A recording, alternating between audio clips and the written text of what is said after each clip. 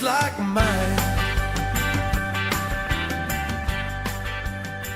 Hi everyone, Dennis Brown II of WHFR News.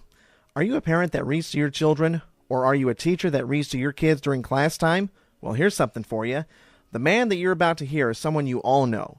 He was on WHFR back on September 29, 1996, when I was doing the Sunday Country Stroll second season.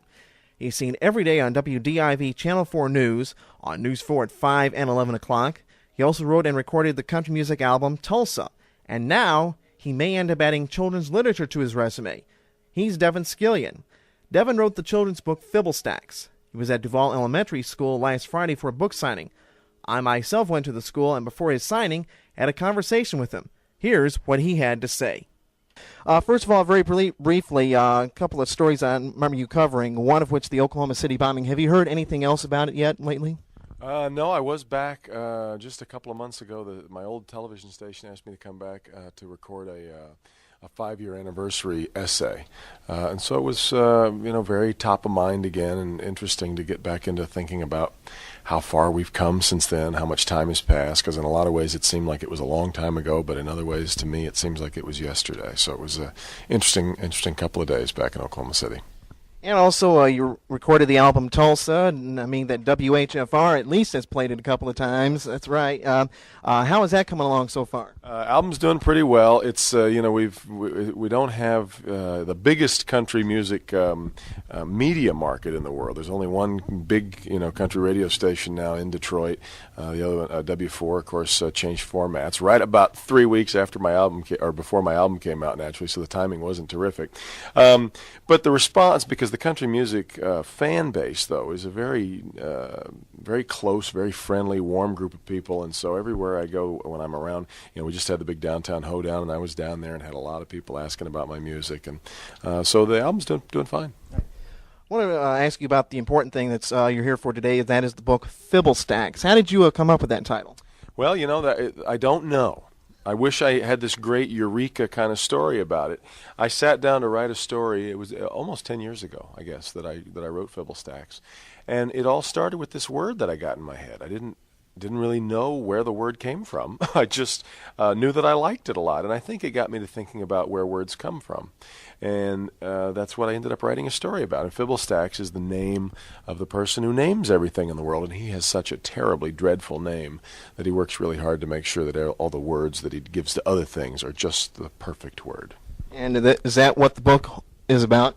That's it. It's really about how he came to be in charge of naming everything, and it turns out it's a big contest between he and the man who used to name everything. So there is sort of a little dramatic element, I guess, to the story, and it's been really, the reaction to the book has just been really neat, especially from teachers who are now using the book in classrooms to get kids talking about words and why we pick the words we do when we say things or when we write things, and so it's been really exciting. Now, how long did it take you to write the entire book? I wish I remembered it because it was so long ago, and I worked at the time for a little while to try and get it published, but then I got really neck deep in music and really only worried about my music for a couple of years there, and so it wasn't until last year that I decided to get serious about it again.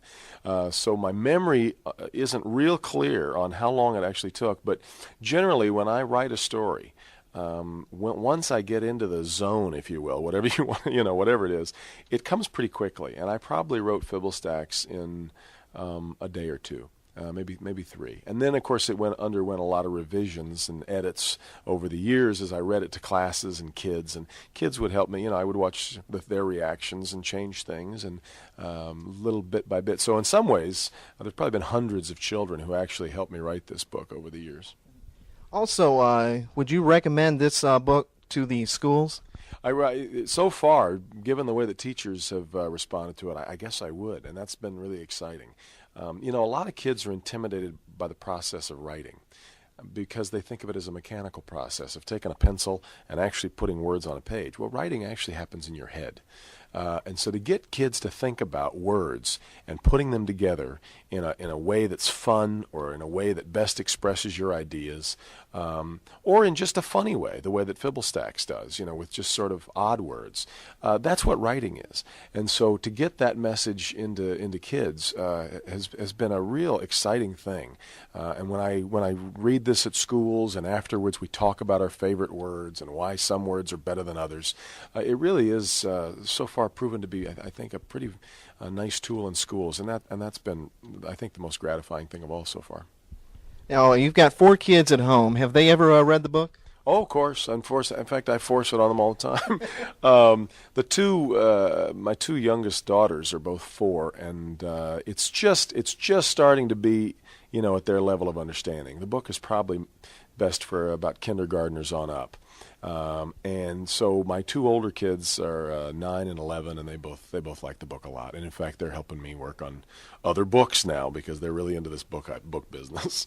All right, now, where else will you be going after Dearborn for your book signings? Well, my schedule it's been extremely busy for the last 2 months. I don't think I quite knew what I was getting into, but the schedule, once school stops, the schedule for the summer is much more relaxed, which is good because I've got some more writing to do. With Sleeping Bear Press, we've been talking about a couple of other books, and my second book will be out in October. And so once school starts up again, not only will I be out with Fibblestax, but then we'll also have the next book, which is A is for America. And so we'll be started all over again in the fall. And how can people find out more information about Fibblestax? Well, you can find it at just about any bookstore, not just in town, but it's all over the country now, and you can find it online at the places like Amazon and Borders and BarnesandNoble.coms. And, of course, you can Sleeping Bear Press also has their own website, so there's a lot of different ways to do things through the Internet, and, of course, you can find it at all of the usual suspects like Borders and Barnes & Noble and Walden Books, and, of course, a lot of independent bookstores have gotten into the book as well. Now, I also read that you mentioned that A is for America is another book you've worked on. When is that coming out again? That'll be out in October. It's sort of a patriotic alphabet book. Sleeping Bear's had a lot of success with its M is for Mitten book, which is about a Michigan alphabet. And then they've done a couple of other state-based alphabet books. They did B is for Buckeye for Ohio. I think L is for Lincoln was the one that they've been doing for Illinois. S is for Sunshine for Florida, just came out in Florida. And so they've had such a success with those, they thought, well, what if we did one for the whole country? And so they called me and asked me if I'd start working on A is for America. And just the way that I said earlier, once I get something in my head, I couldn't think of anything else for about 3 or 4 days. Drove my wife crazy.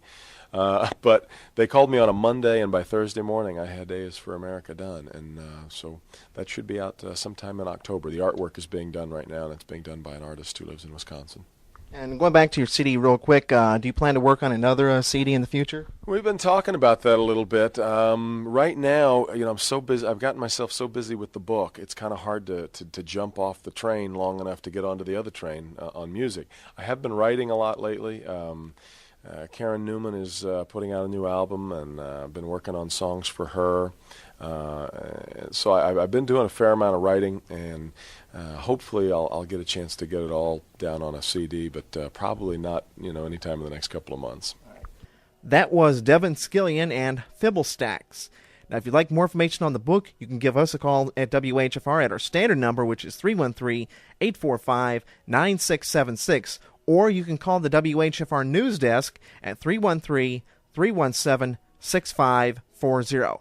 For WHFR News, I'm Dennis Brown II.